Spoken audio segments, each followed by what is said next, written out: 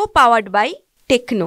आगामी विधानसभा निवडणुकीसाठी राज्यभरामध्ये सध्या रणधुमाळी सुरू आहे आणि त्यातच बीड मतदारसंघात मात्र बोगस उमेदवार यादी समोर आलेली आहे। माझ्यासोबत शिंदे गटाचे जिल्हा प्रमुख अनिल जगताप आहेत।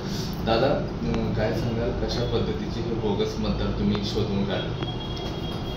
मी 14 मध्ये निवडणूक लढवली त्यावेळेससुद्धा दुबार नाव बीड मतदारसंघामध्ये 17,000 त्यावेळेस कमी केले होते। आत्ता आम्ही सगळं चेक केलं, मतदार यादी आम्ही छानली तर त्यामध्ये 25,126 आणि अजून 10,000 नावं येतील।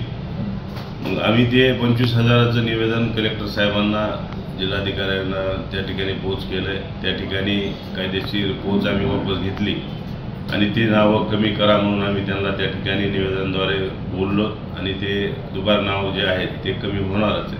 मात्र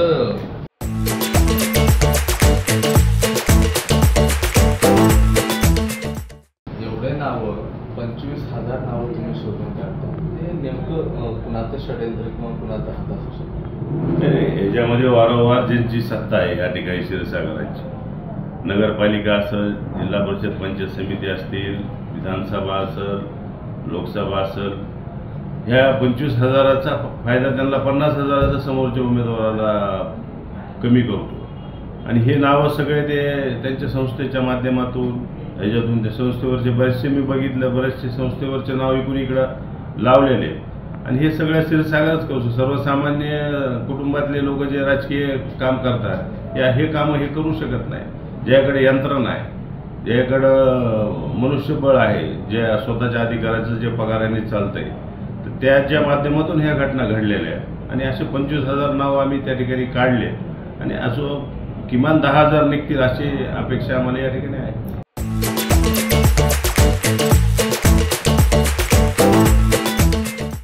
मात्र बीड मतदारसंघाबद्दलची माहिती तुम्ही संकलित केली का? बीडच्या 6 मतदारसंघात आता आम्ही पहिलं बीड मतदारसंघामध्ये ग्रामीणचे नावं शहरात किती आहेत, शहरातल्या एका वार्डातल्या दुसऱ्या वार्डात नावं किती आहेत ही शोध आम्ही आता सुरुवात केली। त्या आम्ही ॲपद्वारे आम्ही सगळे ते नावं काढतोय आणि हे बीड ज्यावेळेस तालुका संपल त्यावेळेस आम्ही माजलगाव मतदारसंघ बीड मतदारसंघाला जॉईन करू, त्यावेळेस बी किती नावं येते ते सुद्धा आम्ही पाहतोय। म्हणजे सगळ्या 6 मतदारसंघ आहेत आणि जर उमेदवार म्हणून आपल्याला उद्या मला पुढं जायचं, मला या ठिकाणी आमदारकी लढायची आणि हे 25,000च्या पुढं त्याला मला मोजायला सुरुवात करावं लागेल। हे बोगस नावं 25,000 लावलेले आहे आणि त्यामध्ये सगळे नावं शहरामध्ये जास्त आहेत, ह्या वार्डातून त्या वार्डात, त्या वार्डातून ह्या वार्डामध्ये आणि नगरपालिकेला जो 35 वर्षाचा ह्यांचा कारभार चालू आहे हे जर कारण हे होतं, कारण की हे जे मतदान आहे हे ह्यांना विजयापर्यंत नेत होतं, पण हे जर कमी झालं तर क्षीरसागर ह्या मतदारसंघात कधीच निवडून येऊ शकत नाही।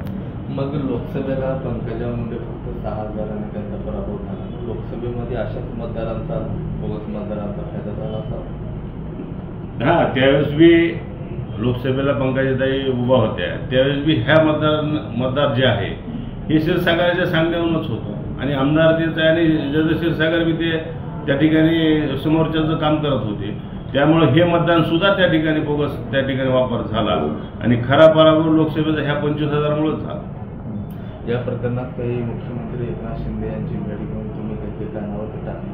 आज मुख्यमंत्री साहेब परांडा धाराशिवला येणार आहेत, आम्ही सर्व पदाधिकारी त्या ठिकाणी चाललो आहे, ते आम्ही निवेदन सुद्धा तयार केलेलं आहे। तसं जिल्हाधिकाऱ्याने आम्हाला शब्द दिलेला आहे, पण तरी आमचे मुख्य नेते असल्यामुळं, महाराष्ट्राचे मुख्यमंत्री असल्यामुळं आम्ही त्यांना देणार आहेत आणि डॉक्टर श्रीकांतजी शिंदे साहेब यांना सुद्धा मी व्हॉट्सअपद्वारे ती सगळी माहिती कळवली आणि ते सुद्धा फॉलोअप त्या ठिकाणी घेत आहेत। पण येणारे नाव आम्ही नक्कीच त्या ठिकाणी कमी करणार आहेत आणि अजून नावं किती आहेत ते काढणार आहेत। म्हणून या बीड जिल्ह्यात असे अनेक मतदारसंघात अशा घटना होत आहेत, त्या प्रत्येक जणाला आम्ही सांगितलं आहे, आपण आपल्या आपल्या पद्धतीनं पक्षाच्या वतीनं आपण असे नाव आहेत ते काढायचा प्रयत्न तुम्ही करा।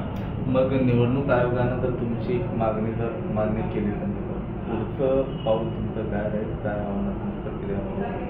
निवडणूक आयोगाला मान्य करावंच लागेल ना, कारण की यादी जी आम्ही 1200 पानाची यादी दिली आणि समजा अनिल जगताप आहे 1 नंबर वार्डामध्ये, ते 2 नंबर वार्डामध्ये अनिल जगतापचं नाव प्रूफ सकट आम्ही दिलं आहे, त्याचा यादी क्रमांक सुद्धा दिलेले, त्यामुळं ते त्यांना नावं कमीच करावं लागतील आणि नाही केलं तर मग आम्ही आंदोलनाच्या माध्यमातून करावं लागेल मला. आणि ते होणारच आहे कारण मुख्यमंत्री आहेत त्या ठिकाणी आणि हे काय गैर नाही आहे ना.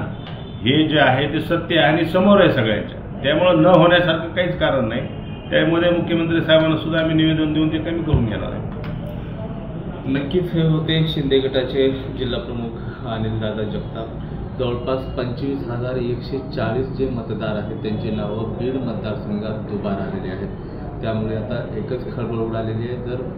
जर मागणी मान्य झालीच नाही तर येणाऱ्या काळात वेगळ्या पद्धतीचं आंदोलन छेडू किंवा निवडणुका स्थगित करू असाच इशारा आता जिल्हा प्रमुख अनिलदादा जगताप यांनी दिला. कॅमेरा पर्सन अक्षय रडेसह मी महेंद्र कुमार मुधोळकर, TV9 मराठी, बीड.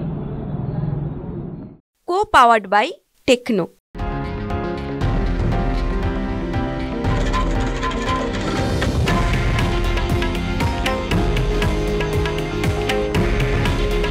हे आहे देशातील नंबर 1 न्यूज नेटवर्क आणि आपण पाहत आहात TV9 मराठी. काळजी तुमची, हित महाराष्ट्राचं.